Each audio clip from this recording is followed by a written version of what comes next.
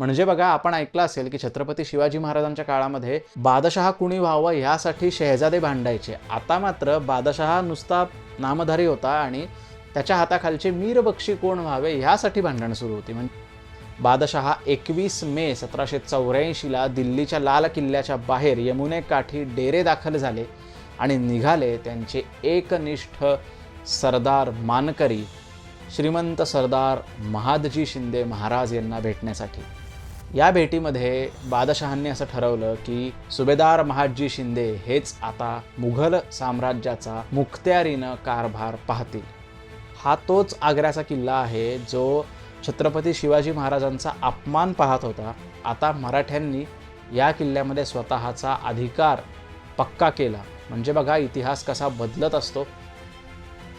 धौलपूरला चंबळकाठी मुघल साम्राज्याचे मीरबक्षी मिर्झा शफी यांचा आणि महादजींचा मोठा समारंभानं भेटी झाल्या आणि असं ठरलं की लवकरच पाटील बाबांनी दिल्लीला यावं आणि दिल्लीचा बंदोबस्त करावा.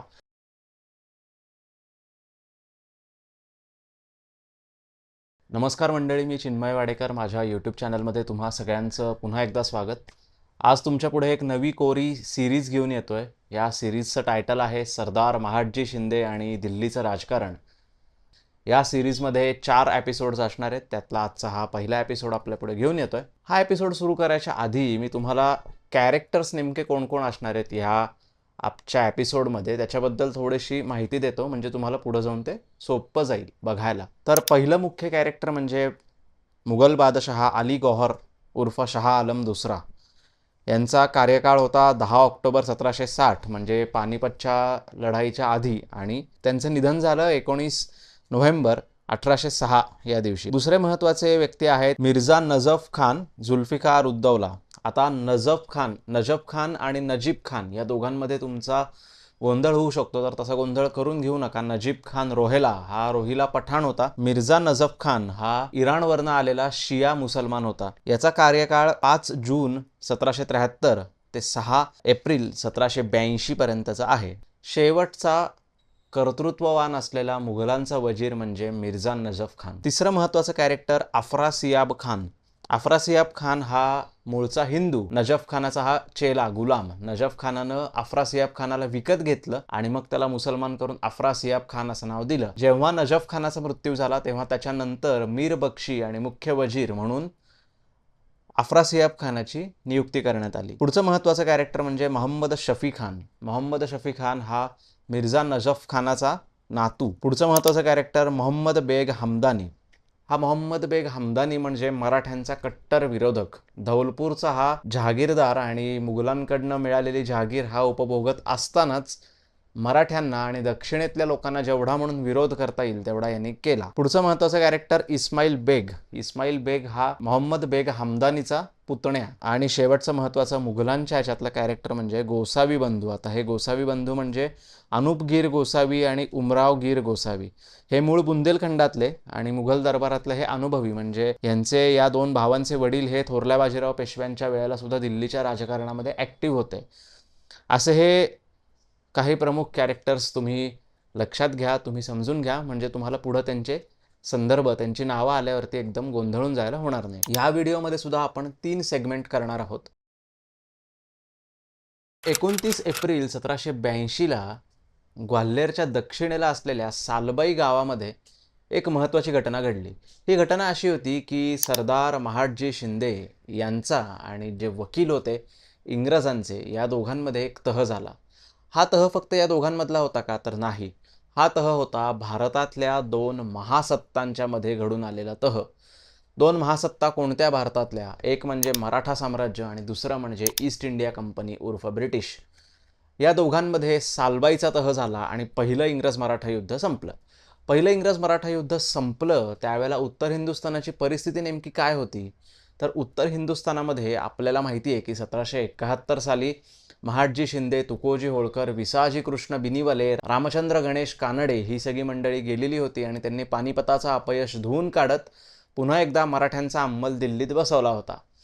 31 ऑगस्ट 1773ला शनिवारवाड्यामध्ये नारायणराव पेशव्यांचा खून झाला आणि या खुनाबरोबर सगळ्या मराठी फौजा पुन्हा परत महाराष्ट्राकडे येऊ लागल्या आणि पुढं तर जवळजवळ 8 वर्ष 9 वर्ष पहिलं इंग्रज मराठा युद्ध आणि सगळी गुंतागुंत झाली. त्यामुळे दिल्लीच्या कारभाराकडे, उत्तर हिंदुस्थानाकडे लक्ष द्यायला मराठ्यांना वेळच पुरला नाही. याचा दुष्परिणाम असा झाला की जे म्हणून मराठ्यांच्या बाजूचे होते आणि जे म्हणून मराठ्यांचे शत्रू होते, असे सगळेजण स्वतःला आता स्वतंत्र समजू लागले आणि उठाव करून पुन्हा एकदा उत्तर हिंदुस्थानात त्यांनी अराजकता माजवली. आता जेव्हा सालवाईचा तह पूर्ण झाला तेव्हा महाडजी शिंद्यांच्या पुढचे मुख्य आव्हान हेच होतं की उत्तर हिंदुस्थान पुन्हा एकदा मराठ्यांच्या आधिपत्याखाली आणायचा. मग त्यांनी सुरुवात कुठनं केली नेमकी, तर त्यांचा मुक्काम होता सालबाईला, ग्वाल्हेरच्या दक्षिणेला. तर इथून त्यांनी ताबडतोब ग्वाल्हेरवरती चाल केली आणि ग्वाल्हेरचा जो किल्ला होता हा इंग्रजांनी जिंकून घेतला होता आणि तो दिलेला होता गोहदच्या राण्याला. आता गोहदचा राणा हा महाडजी शिंद्यांचा कट्टर शत्रू. गोहदचा राणा जेव्हा ग्वाल्हेरवरती स्वतःचा अंमल बसवत होता तेव्हा महाडजींचा इंग्रजांशी सामना सुरू असल्यामुळे त्यांना ग्वाल्हेरचा किल्ला वाचवता आला नव्हता. आता महाडजींनी असं ठरवलं की ग्वाल्हेरचा किल्ला हा पुढच्या सगळ्या राजकारणाचा पाया असेल. त्याप्रमाणे त्यांनी ग्वाल्हेरच्या किल्ल्याला वेढा घातला. फेब्रुवारी 1783ला हा ग्वाल्हेरचा किल्ल्याचा वेढा सुरू झाला आणि जवळजवळ आता बघा 6-7 महिने उलटून गेले होते. ग्वाल्हेरच्या या सगळ्या परिसरामध्ये महाडजी शिंदे होते. त्यांनी या 6-8 महिन्यामध्ये काय केलं, तर जे तिथले स्थानिक जहागीरदार होते, मध्य प्रदेशमध्ये खूप स्थानिक गावोगावी जहागीरदार आहेत आणि त्यांच्या गढ्या आहेत स्वतंत्र, आणि ते मराठे असतील, मुघल असतील, यांना खंडणी देऊन स्वतःचा निर्वाह करत होते. तर या सगळ्या जहागीरदारांना, उदाहरणार्थ चंदेरी वगैरे हे सगळे जमीनदार जे होते, या सगळ्या जमीनदारांना महाडजी शिंद्यांनी खंडणी द्यायला भाग पाडलं आणि स्वतःच्या आधिपत्याखाली आणलं. आता ग्वाल्हेरच्या किल्ल्याचा वेढा सुरू असताना एके दिवशी महाडजी शिंदे निघालेत आणि आता आपण इथून पुढं महाडजी शिंद्यांना पाटील बाबा असं म्हणूयात, कारण त्यांना ते स्वतःला पाटील बाबा म्हणवून घेत असत. तर आता पाटील बाबा निघालेत ग्वाल्हेरच्या किल्ल्याला सर करण्यासाठी, तिथला वेढ्याचं काम पाहण्यासाठी. इतक्यात ग्वाल्हेरच्या किल्ल्यावरनं गोहदच्या राणाकडनं एक तोफेचा गोळा अकस्मात आला आणि तो महादजींच्या घोड्याला लागला आणि त्यांचा घोडा, त्याचं नाव होतं जरदा, हा जरदा घोडा त्यांचा जागच्या जागी ठार झाला आणि महाडजींना एका अर्थानं हा मोठा धक्का बसला. त्यानंतर त्यांनी ह्या वेढ्याचं काम अधिक तीव्रतेनं पुढं चालू ठेवलं. तर जो किल्लेदार होता तो किल्लेदार फितूर झाला आणि त्यांनी महाडजींशी बोलणी करायचं ठरवलं की आपण आता किल्ला तुमच्या ताब्यात मी देतो, मला त्या बदल्यात जहागीर द्या. ग्वाल्हेरच्या या किल्लेदाराला जहागीर देण्याचं पाटील बाबांनी कबूल केलं.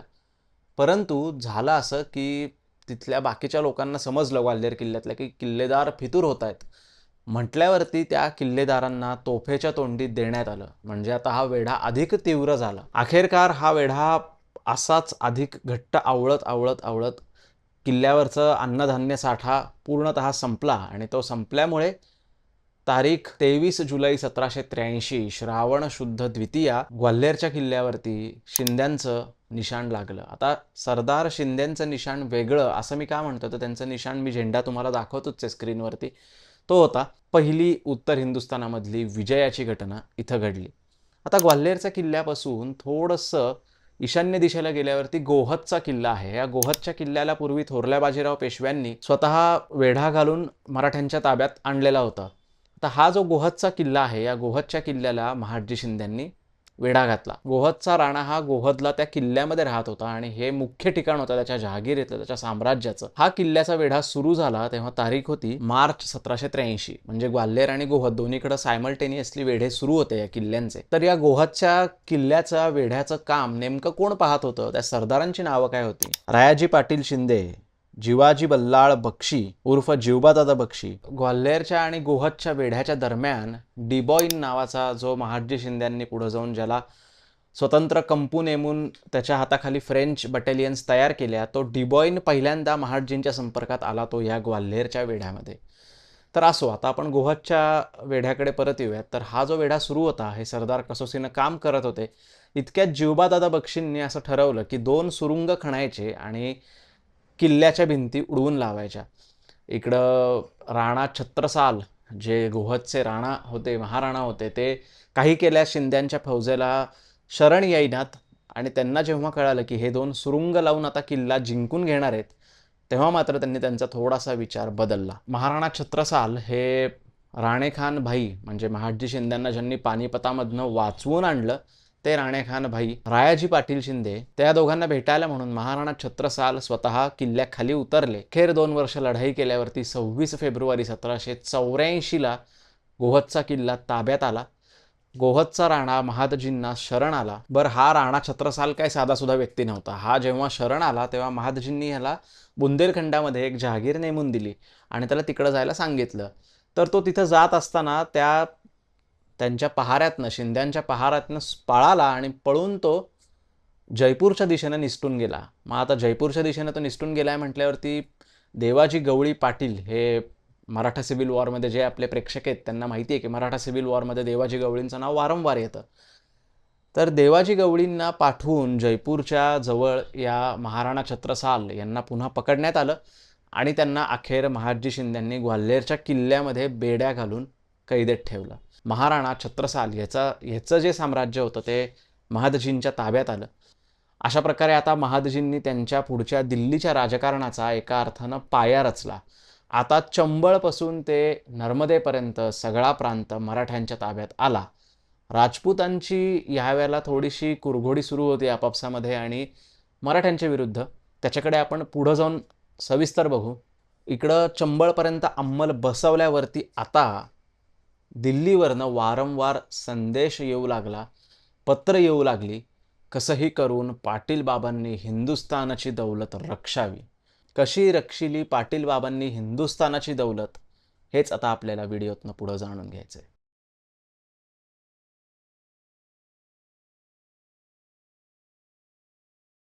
व्हिडिओच्या सुरुवातीला मी सांगितल्याप्रमाणे 6 एप्रिल 1782ला मिर्झा नजफ खान जुल्फिकार उद्दौला यांचा मृत्यू झाला. मिर्झा नजफ खान, त्यांना आपण यापुढं नजफ खान असं म्हणू. नजफ खान आणि नजीब खान रोहेला हे वेगळी वेगळी व्यक्तिमत्व आहेत. मी पुन्हा सांगतो.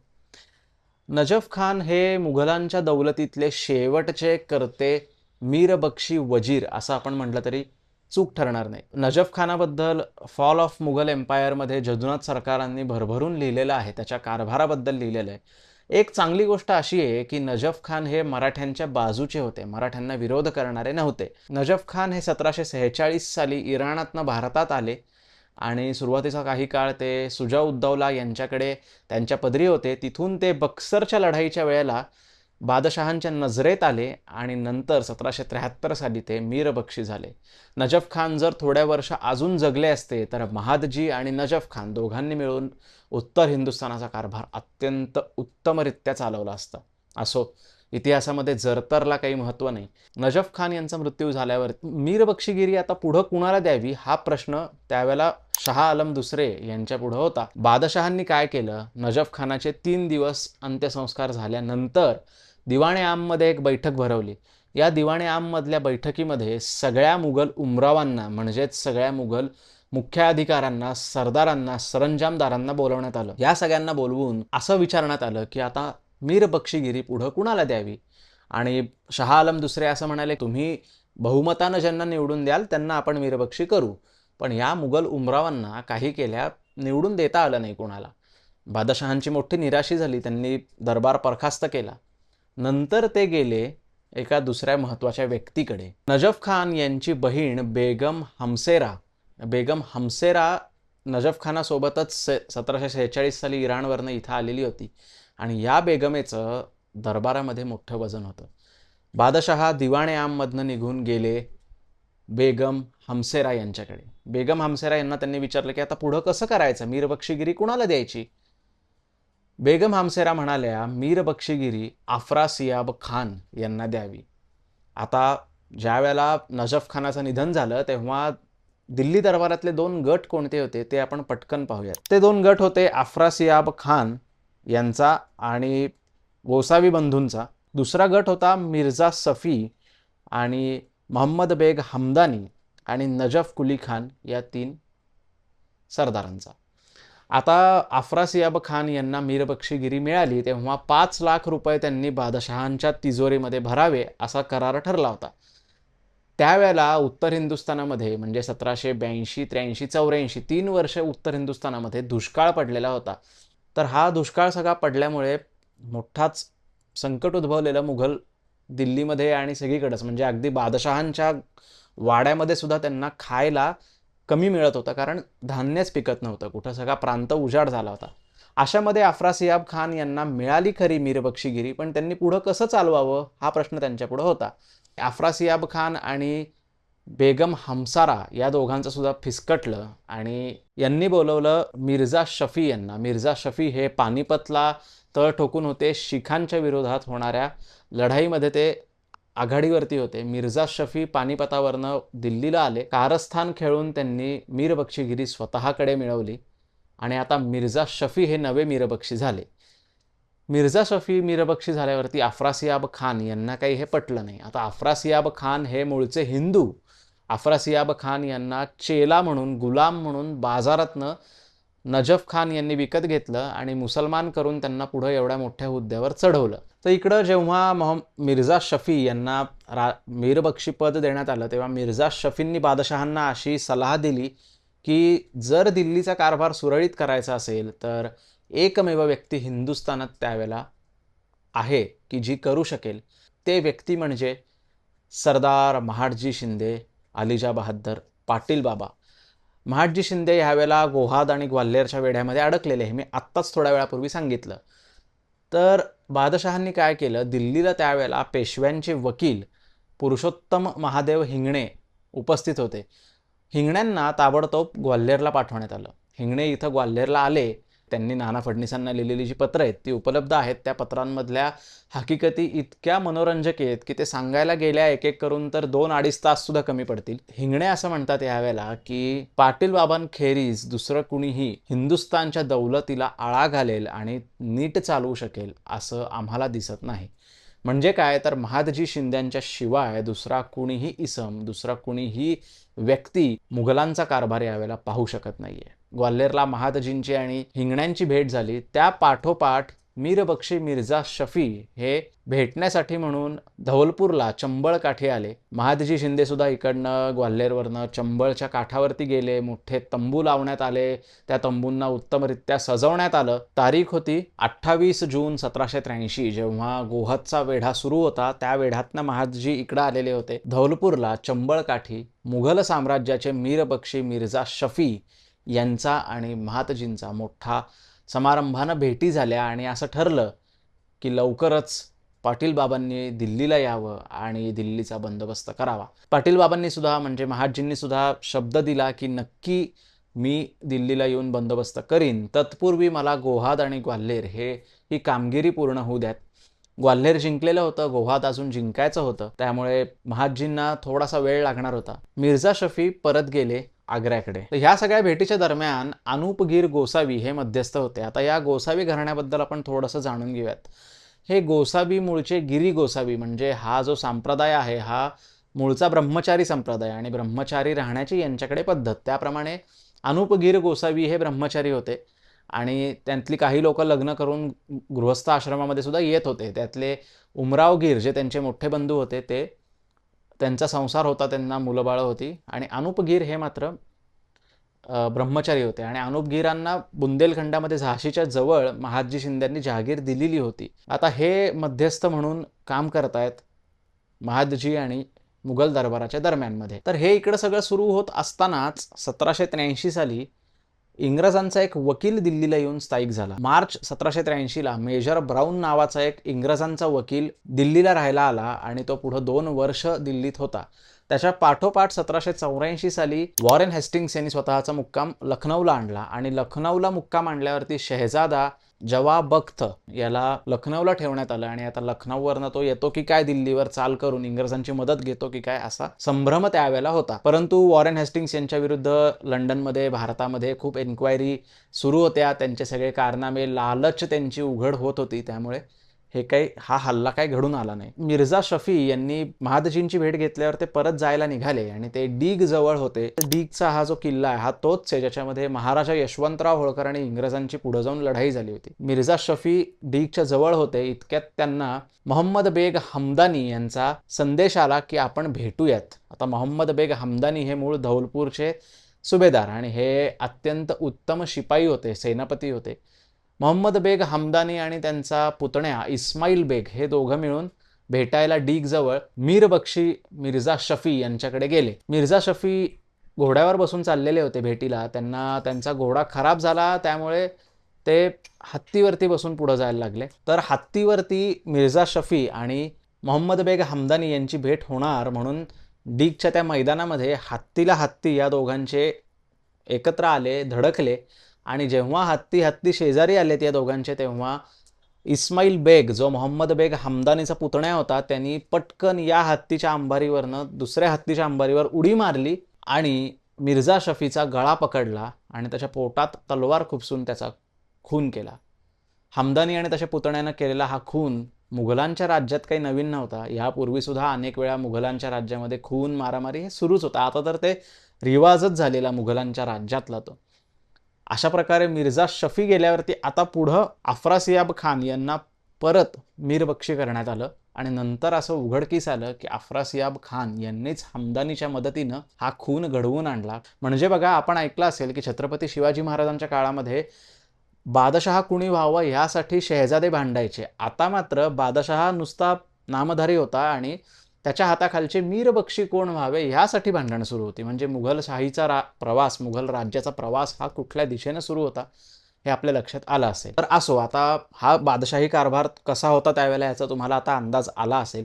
आता महादजींना नेमकं काय काय केलं हे आपण पाहूयात. इकडं जुलै 1784ला जेव्हा गोहदचा किल्ला जिंकला होता, तेव्हा महादजींनी त्यांचा मुक्काम चंबळच्या पार ठेवला होता. यावेळेला बादशहांना जेव्हा मिर्झा शफींचा खून झाल्याची बातमी कळाली, तेव्हा त्यांना काही केले आता राहावे ना. अफरासियाब खान यांना मीरबक्षी पद दिल्यावरती बादशहा 21 मे 1784ला दिल्लीच्या लाल किल्ल्याच्या बाहेर यमुनेकाठी डेरे दाखल झाले आणि निघाले त्यांचे एकनिष्ठ सरदार मानकरी श्रीमंत सरदार महादजी शिंदे महाराज यांना भेटण्यासाठी.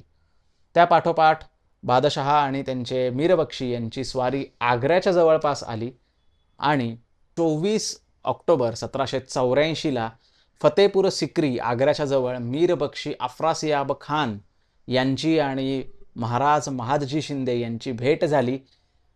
या भेटीमध्ये ठरलं की आता महादजींनी बादशहांचा कारभार मुखत्यारीनं पाहावा. पण ही भेट केवळ एक नांदी होती पुढे येऊ घातलेल्या वादळापूर्वीची ही शांतता होती.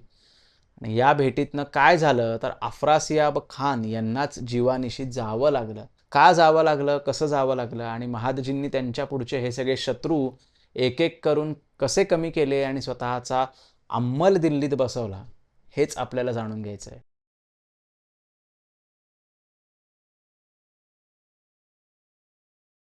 1 नोव्हेंबर 1784ला अफरासियाब खान यांचा खून झाला ही बातमी सगळ्यांपुढे आली. मोहम्मद बेग हमदानी यांनी अफरासियाब खान यांना भेटायला बोलवलं आणि भेटीत दगा करून त्यांच्याच एका मानकऱ्याकडनं अफरासियाब खान यांचा खून करवला. अफरासियाब खान दक्षिणीयांना मुघलांच्या दौलतीमध्ये आणतो असा ठिपका ठेवून हमदानी वगैरे मुसलमान सरदार त्यांच्या विरुद्ध उठले आणि त्यांनी सगळ्यांनी मिळून अफरासियाब खान यांचा खून केला. आता अफरासियाब खान यांचा खून केला म्हटल्यावरती महादजींना मोठाच धक्का बसला. त्यांनी ताबडतोब ठरवलं की आता हमदानीला आपण पकडायचं. हमदानी जर मोकळा राहिला तर तो काय आपल्याला सुखानं कारभार करू देणार नाही. म्हणून हमदानीच्या पाठीमागं फौज गेली आणि पुन्हा भरतपूरजवळ डीगला लढाई झाली आणि याच्यामध्ये हमदानी महादजींना शरण आला. आणि आता पुढचे काही दिवस हमदानी महादजींच्या बाजूनं वावरणार होता, राहणार होता. तर इकडं हे सगळं झाल्यावरती 14 नोव्हेंबर 1784ला आग्र्याला बादशहा शाह आलम सानी यांची आणि सुभेदार सरदार महादजी शिंदे यांची भेट झाली. या भेटीमध्ये तोफांच्या सलामीनं एकमेकांना दिलेल्या नजराण्यांना अगदी चार चांद लावले. या भेटीमध्ये बादशहांनी असं ठरवलं की सुभेदार महादजी शिंदे हेच आता मुघल साम्राज्याचा मुखत्यारीनं कारभार पाहतील. या भेटीदरम्यान पुढच्या कारभाराची वाटाघाट सुरू झाली. तेव्हा असं ठरवण्यात आलं की वकीले मुतलक म्हणजे सर्वाधिकारानं कारभार करणारा वजीर, वकीले मुतलक हे पद महादजींना द्यावं. महादजींनी ताबडतोब बादशहांना अशी विनंती केली की वकीले मुतलक हे पद श्रीमंत पेशव्यांना द्यावं आणि त्यांचा नायाब, त्यांचा ॲसिस्टंट म्हणून मी कारभार पाहतो. तर बादशहा असं म्हणाले की मी पेशव्यांना समक्ष ओळखत नाही, मी तुम्हाला समक्ष ओळखतो. तुम्ही इथं राहून कारभार करणार आहात, तर मीच तुम्हाला वकील मुतलक पद देतो आणि त्याचबरोबरीनं पेशव्यांकडनं सुद्धा मीच तुम्हाला जाहीर करतो की तुम्हीच माझे वकील मुतलक, म्हणजे तुम्हीच माझे मुख्य कारभारी आहात. आता असं झाल्यावरती महादजींनी ते पद स्वीकारलं आणि ह्या गोष्टीवरनं पुढं खूप नाना फडणवीस आणि महादजी शिंदे यांच्यामध्ये वादविवाद, पत्रांची देवाणघेवाण झाली. त्याच्याकडे आपण पुढं यथावकाश येऊ. तर आता वकील मुतलक हा किताब दिल्यावरती महादजींच्या पुढं आव्हानं अशी होती की महादजींना उत्तर हिंदुस्थानाचा बंदोबस्त करायचा होता. मुख्यतः महादजींचा आणि बादशहांचा असा ठराव झाला की महादजींना 1.5 लाख रुपये बादशहांना दरमहा खर्चाला द्यावे आणि त्या बदल्यात सगळा कारभार मुखत्यारीनं महादजींना पाहावा. आता बादशहांचा कारभार बघायचा म्हणजे राजपूतांना स्वतःच्या हाताखाली आणायचं, तिकडं शिखांचा बंदोबस्त करून त्यांना शांत करायचं, रोहिलखंडामधले रोहिले आणि जे इतर मुसलमान सरदार आहेत त्यांचा बंदोबस्त करायचा आणि ह्याशिवाय इंग्रजांचा डोळा दिल्लीवरती होता त्यावेळेला, त्यांच्याकडेही बघायचं. म्हणजे हे महत्त्वाचे काही ह्या 4 महत्त्वाच्या गोष्टी होत्या महादजींच्या पुढं त्यावेळेला. महादजींनी त्यांचा शांत स्वभाव होता, हळूहळू एक एक गोष्ट पक्की करायचं ठरवलं आणि एक एक गोष्टी हातात घेत त्यांनी 1785च्या सुरुवातीला स्वतः बादशहांना सोबत घेऊन जयपूरच्या, जोधपूरच्या भागामध्ये स्वारी केली आणि त्यांना राजपूतांचा तात्पुरता का होईना बंदोबस्त केला. हा तात्पुरता होता कारण पुढच्याच वर्षी मोठी लढाई झाली, ते पुढच्या एपिसोडमध्ये येईल. आता असं सगळं झाल्यावरती इथं मोठी एक दुही पडली बादशहांमध्ये आणि महादजींमध्ये. ती कुणामुळे पडली तर बादशहा म्हणायला लागले, तुमच्याकडे जे अनुपगीर गोसावी आहेत त्यांना तुम्ही कारभारातनं काढून टाका. आता अनुपगीर गोसावी हे महादजी आणि मुघलांच्या मधले मध्यस्थ, त्यांना जर काढलं तर पुढं कसं काय करणार. बादशहा काही केल्या ऐकेनात आणि याच वेळेला महादजींना सुद्धा असं प्रत्ययाला आलं, असं जाणवलं की अनुपगीर गोसावी फितुरी करतायत. या सगळ्या गोष्टी सुरू असतानाच बादशहा आणि महादजींचा तळ आग्र्याजवळ आला आणि आता अफरासियाब खान याच्या ताब्यातले आग्रा आणि अलीगड हे 2 किल्ले महादजींनी जिंकून घेतले. ते कसे ते आता आपण पाहूया. अफरासियाब खानाचा सासरा सुजाउद्दीन पठाण हा आग्र्याचा किल्लेदार होता. हा सुजाउद्दीन पठाण काही केल्या महादजींना किल्ला रिकामा करून देईना. शहर आणि पेठ आग्र्याची ताब्यात आली मराठ्यांच्या, पण किल्ला काही केल्या येईना. किल्ल्याला वेढा घालण्यात आला. रायाजी पाटील शिंदे हे या वेढ्याचे काम मुखत्यारीनं पाहत होते. आता मात्र किल्लेदाराला जहागीर देऊन वश करावं अशा हालचाली आता सुरू झाल्या आणि अखेर 26 मार्च 1785ला आग्र्याचा किल्ला मराठ्यांच्या ताब्यात आला. आता आग्र्याचे किल्लेदार लक्ष्मण अनंत लाड उर्फ लखपतदादा लाड झाले आणि हा किल्ला पुढं 1803 साली इंग्रजांनी जिंकून घेतला. इथपर्यंत हा किल्ला मराठ्यांच्या ताब्यामध्ये होता. महादजींनी बादशहांच्या सोबत किल्ल्यामध्ये पहिलं पाऊल ठेवलं. हा तोच आग्र्याचा किल्ला आहे जो छत्रपती शिवाजी महाराजांचा अपमान पाहत होता. आता मराठ्यांनी या किल्ल्यामध्ये स्वतःचा अधिकार पक्का केला. म्हणजे बघा इतिहास कसा बदलत असतो. छत्रपती शिवाजी महाराजांचा झालेला अपमानाचा बदला एका अर्थानं मराठ्यांनी यावेळेला दीर्घकाळासाठी किल्ला जिंकून घेतला असं म्हणता येईल. आता बादशहांचे जे दिवाण होते, खासगीचे जे कारभारी होते, ते दयाराम म्हणून होते. ते काश्मीरचे होते, काश्मीरी पंडित होते. तर या दयारामांना काढून महादजींनी नारायणदास गोसावी यांना नेमलं. आता हे नारायणदास गोसावी आणि बादशहांचं काही केल्या पटेना. आता नारायणदास गोसावींना कारभारावर नेमावं अशी शिफारस कुणी केली होती तर ती शिफारस केली होती अनुपगीर गोसावी यांनी. आग्र्याचा किल्ला जिंकत असताना, आग्र्याच्या किल्ल्याला वेढा घालत असतानाच महादजींच्या लक्षात आलं होतं की गोसावी फितुरी करतात. त्यापुढं आता बादशहांचा महादजींवरती अल्प प्रमाणात रोष झाला की हे कारभारी तुम्ही काढून टाका. मग शेवटी दयाराम यांनाच पक्क कारभार दिवाणपद देण्यात आलं बादशहांचं आणि नारायणदासांना काढून टाकण्यात आलं. ह्याच्यावरनं गोसावी बंधूंचा महादजींवरती राग झाला आणि ते निघून बुंदेलखंडात गेले. महादजींना सुद्धा ह्या गोष्टीचा राग आला की ते का निघून गेले. जुलै 1785ला इतक्यात एक बातमी आली की अलीगडचा किल्ला जिंकून घेतला. आता अलीगड हे दुआबातलं महत्त्वाचं ठाणं. अलीगडचा किल्ला पुन्हा एकदा मराठ्यांनी जिंकून घेतला आणि तिथं आपलं ठाणं कायम केलं. 27 जुलै 1785ला बादशहा आग्र्यावरनं दिल्लीला जाण्यासाठी कूच करत निघून गेले. आता बादशहा महादजींना सारखं सांगत होते की आमचा कारभार खासगीचा आम्ही पाहतो, तुम्ही नका त्यात लक्ष घालू, गोसावी बंधूंना तुम्ही काढून टाका. या अशा अनेक वादविवादांमुळे बादशहा निघून दिल्लीला गेले. आता बादशहांच्या पाठोपाठ महादजी दिल्लीला जाण्याचं काही कारण नव्हतं. बादशहांनी यावेळेला महादजींना अशी सूचना केली की तुम्ही कुठंही एक मुख्य छावणी तयार करा आणि तिथनं सगळा कारभार पहा. आम्ही दिल्लीला जाऊन थांबतो. मग महादजींनी मथुरेला मुख्य छावणी केली. जवळजवळ 6 वर्ष ते मथुरेत राहून त्यांनी उत्तर हिंदुस्थानाचा कारभार एके हाती केला. बादशहा दिल्लीला गेले तेव्हा त्यांच्याबरोबर महादजींचे जावई लाडोजी शितोळे यांच्यासोबत 4000 स्वार आणि 2 पलटणी महादजींनी दिल्या होत्या. पण आता ही माणसं दिल्लीला पोहोचल्यावरती हमदानी याला पकडून आग्र्याचा इथं महादजींच्या पुढं हजर करण्यात आलं. ऑक्टोबर 1785ला हमदानीला महादजींनी राघवगडच्या मोहिमेवरती पाठवलं. आता ही राघवगडची मोहीम आपण पाहूयात आणि या एपिसोडची सांगता करूयात. राघवगड हे ठिकाण नेमकं कुठं, तर राघवगड हे मध्य प्रदेशातलं एक महत्त्वाचं संस्थान म्हणूयात. या राघवगडचे जे महाराज किंवा राणा आहेत हे मूळ पृथ्वीराज चव्हाण यांचे वंशज. मोहम्मद घोरी यांनी जेव्हा पृथ्वीराज चव्हाणांना हरवलं तेव्हा हे पंजाबातनं राघवगडला स्थायिक झाले. तर हे राघवगडचे जे महाराज होते हे काही केल्या महादजींना साथ देईनात.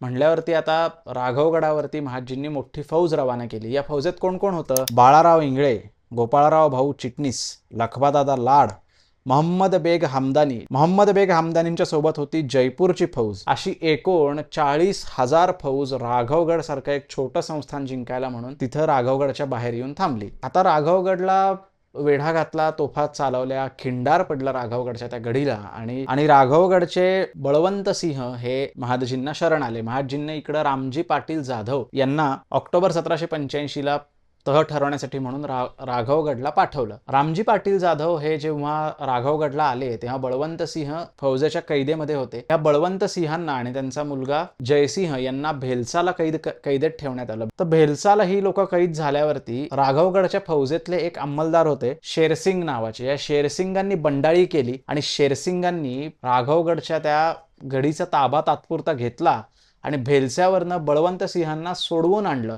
आणि आता ही सगळी मंडळी पुन्हा जयपूर जोधपूरच्या बाजूनं जायला लागली. महादजींना जेव्हा हे समजलं तेव्हा त्यांना अत्यंत संताप आला की हे असं कसं काय होऊ शकतं. इकडं अंबुजी इंगळ्यांना महादजींनी या शेरसिंगाच्या विरुद्ध पाठवलं आणि शेरसिंगाला पकडून आणलं. शेरसिंगांना पकडून आणल्यावरती मात्र बळवंत सिंह आणि त्यांचा मुलगा जयसिंह यांना पाठवण्यात आलं ग्वाल्हेरच्या किल्ल्यावरती. बेड्या घालून त्यांना तिथं ठेवण्यात आलं. अशा प्रकारे हा राघवगडचा सगळा बनाव संपला आणि महादजींच्या समोरचा एक महत्त्वाचा शत्रू कमी झाला. नाना फडणीस आणि महादजी शिंदे यांच्यामध्ये असा वाद सुरू झाला. नानांचं असं म्हणणं होतं की पेशव्यांना महादजींचा पेक्षा दुय्यम पद दिलंय जे की नसायला पाहिजे आणि पेशव्यांना मुख्य पद आणि महादजींना त्यांचं असिस्टंट पद असं द्यायला हवं, नायाबी द्यायला हवी, हे नानांचं म्हणणं होतं. ह्याच्यावरनं खूप वादविवाद झाले. नानांचा जो वकील महादजींकडे होता सदाशिव दिनकर यांना गुढीपाडवा 1785च्या गुढीपाडव्याला पाठवण्यात आलं पुण्याला. आता हे पुण्याला यायला निघाले, त्यांच्याबरोबर वकील मुतलकीची वस्त्रसुद्धा निघालेली होती पुण्याला यायला. तर तेव्हा मात्र वकील मुतलकची ही जी वस्त्र होती ही वस्त्र उज्जैनला अडकून पडली. पुढच्या जवळजवळ 5 वर्षांसाठी उज्जैनलाच ही वस्त्र अडकून पडलेली होती. स्वतः महादजींनी 1792 साली पुण्याला जाऊन ही वकील मुतलकीची वस्त्र सवाई माधवराव पेशव्यांना दिली. तोपर्यंत ही पुण्याला पोहोचलेली नव्हती. अशा प्रकारे या वकिली मुतलक वस्त्रांचा सगळा गोंधळ झाला आणि आता मात्र महादजींना असं समजलं की राघवगडचं जे काही प्रकरण घडलं याच्यामध्ये अनुपगीर गोसावी यांचा मोठा हात होता. म्हणल्यावर महादजींनी अनुपगीर गोसावींची झाशी जवळची जहागीर जप्त केली. अनुपगीर गोसावी महादजींच्या विरुद्ध काहीतरी कागाळ्या करायला लागले. त्यांच्याबरोबर मोहम्मद बेग हमदानी हा सुद्धा राघवगडची मोहीम झाल्यावर महादजींच्या विरोधी काहीतरी कारवाया करायला लागला. इकडं रोहेलखंडामध्ये नजीब खानाचा मुलगा जाबेता खान याचा मृत्यू झाला आणि गुलाम कादर नजीब खानाचा नातू गादीवरती आला आणि ह्यांनी सुद्धा महादजींच्या विरुद्ध कारवायांना सुरुवात केली. स्वतः बादशहा शाह आलम हे इंग्रजांशी बोलत होते. त्यांनी शहजादाला लखनौला पाठवलेलं होतं. वॉरेन हेस्टिंग्स दिल्लीवर चालून येतात की काय असं वाटायला लागलं. जयपूरकर महाराणा प्रतापसिंह आणि जोधपूरचे महाराणा विजयसिंह या विजयसिंहांनी जयप्पा शिंद्यांना मारलं होतं नागोरला. जोधपूरच्या विजयसिंहांना, जयपूरच्या प्रतापसिंहांना, मोहम्मद बेग हमदानीला, अनुपगीर गोसावींना, बादशहांना स्वतः, वॉरेन हेस्टिंग्स या सगळ्यांचे एकच कॉमन शत्रू होते, महादजी शिंदे. महादजींच्या भोवतीचा फास अधिक आवळत चाललेला होता. पैशाची चणचण होती, फौजेची चणचण होती, फौज ही विखुरली गेलेली होती सगळीकडे. अशा सगळ्या गोष्टींमधनं आता महादजींना पुढं लवकरच पानिपतासारखं दुसरं एक युद्ध लढायचं होतं, ज्याला इतिहासामध्ये दुसरं पानिपत असं सुद्धा म्हणतात. ते म्हणजे लालसोटची लढाई. लालसोटबद्दल, राजपुतान्यातल्या या मोहिमेबद्दल आणि महादजींच्या पीछेहाट होण्याबद्दल पुढच्या एपिसोडमधनं आपल्याला जाणून घ्यायचं आहे. तोपर्यंत तुम्ही चॅनलला सबस्क्राईब केलं नसेल तर नक्की सबस्क्राईब करा आणि ही सिरीज नवीन कशी वाटते याच्याबद्दल सुद्धा प्रतिक्रिया देऊन नक्की कळवा. धन्यवाद.